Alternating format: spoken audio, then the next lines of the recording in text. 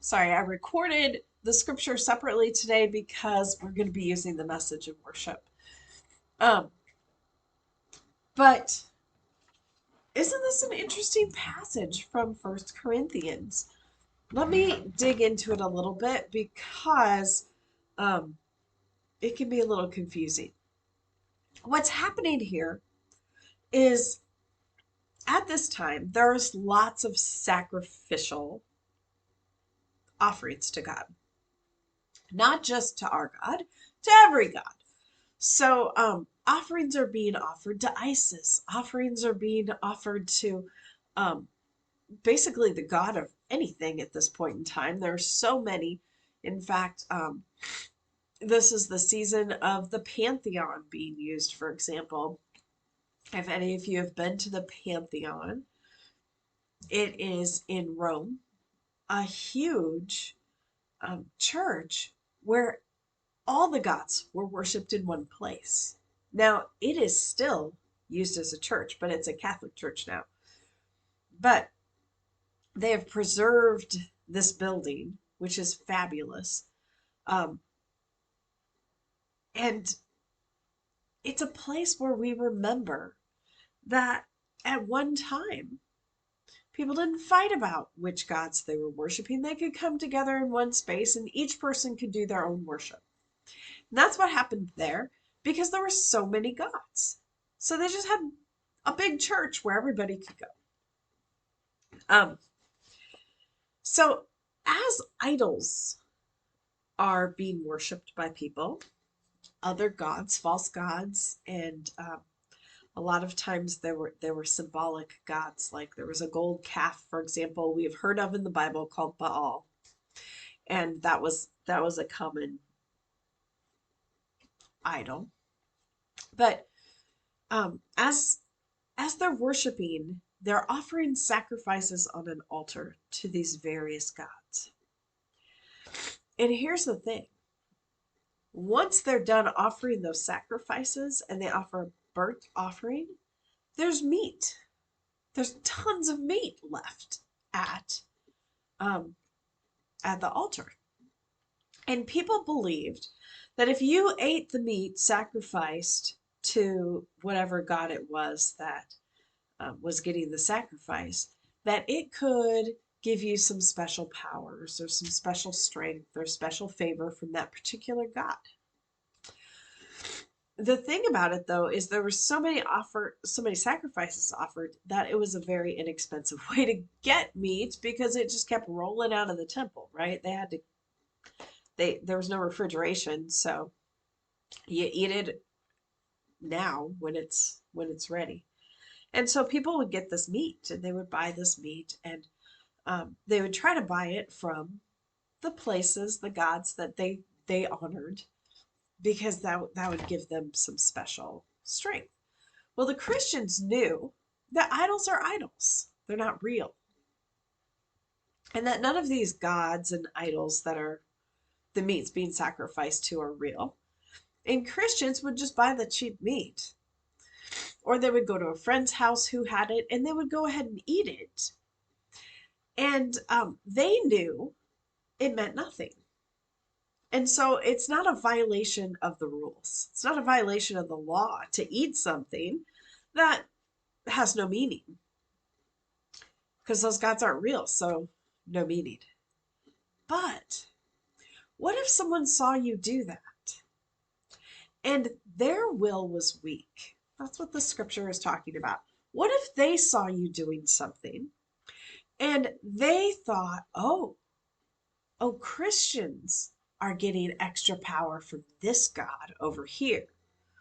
And so we should do that too because they believe in that God. It can cause someone to stumble, especially people who are new to Christianity or people who are considering. Um, it can be kind of confusing.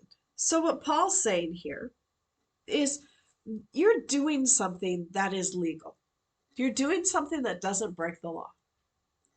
But if it causes someone else to stumble, then there's no difference in that than just causing that person to stumble purposefully. So if your actions that someone else looks upon and sees cause someone to grow farther away from God, then that's sin.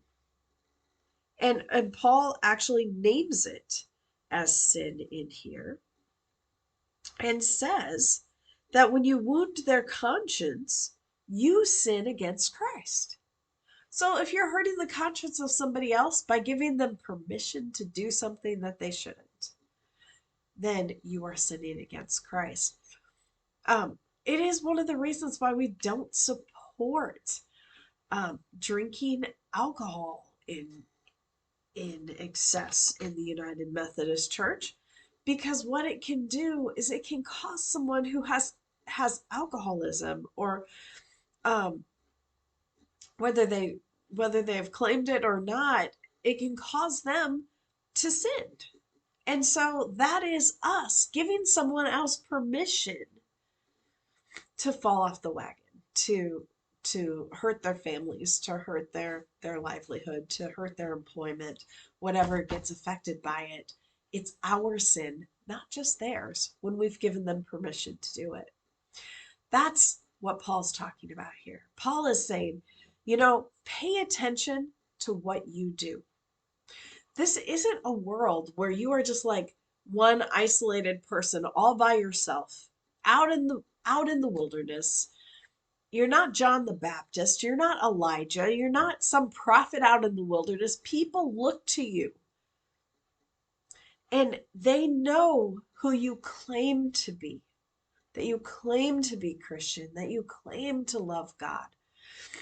And if they look to you like that, and then they watch you doing things that do not say you love God, that can cause them to stumble too. So pay attention to what you're doing, Christians. That's what this is saying. Knowledge puffs up. Like knowing, oh, it's no big deal because we don't believe in idols. So it's not really a sin to eat meat sacrificed to idols because we don't believe that. We're just getting food. That's accurate. Knowledge puffs up, though. Love builds up. Knowledge says, okay, we didn't sin. But is it enough for us not to sin? Or do we need to be ones who help others as well? Our world is all connected. One of the things I loved about being in Europe is there is a much better sense of the way that what we do affects other people.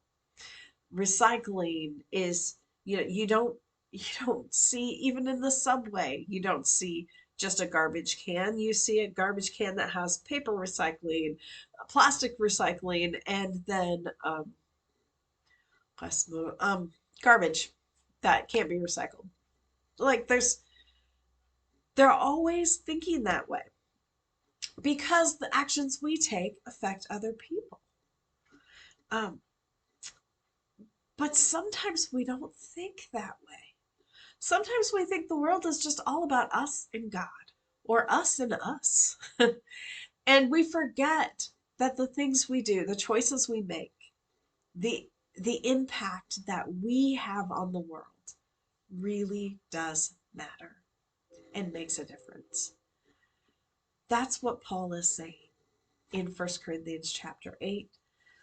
And likewise, when it comes to that idea of what wisdom is, that's what we get out of Psalm 111 this morning, too. The fear of the Lord is the beginning of wisdom. If you really love, respect, honor God, you know it is not just about you. It is about all of us together. What can we do? How can we live our lives in such a way that everybody who looks at us knows they are loved? Because love builds up. Knowledge puffs up. We all know things, and sometimes that gets us into trouble. Sometimes we can know so much that we get a little bit pretentious. I hate to say it, but it's true. And when we do, it doesn't build up love.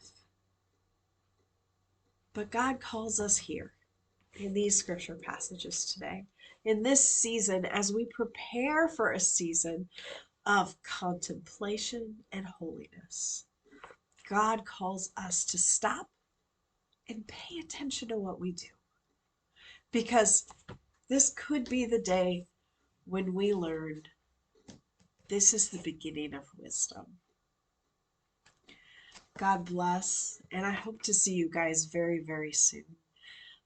Thank you all for your thoughts and your prayers.